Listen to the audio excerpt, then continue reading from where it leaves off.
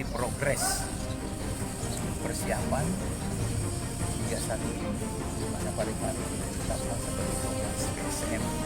Tentu intensitas untuk melihat progres yang dilakukan, dan sepertinya walaupun sudah berlaga nanti kerjaan-kerjaan hingga meningkatkan grid stadion ini kita berangkat semangat.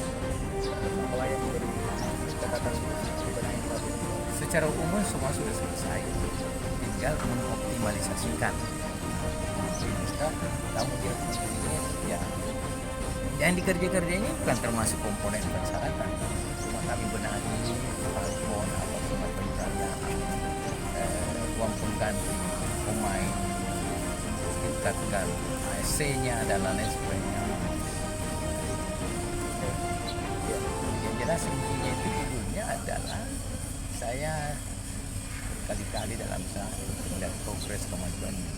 Besok Bapak Kapolda akan hadir meninjau juga tempat ini, dan dari segi keamanan kita juga berharap ada dukungan dari Bapak Kapolda. Okay.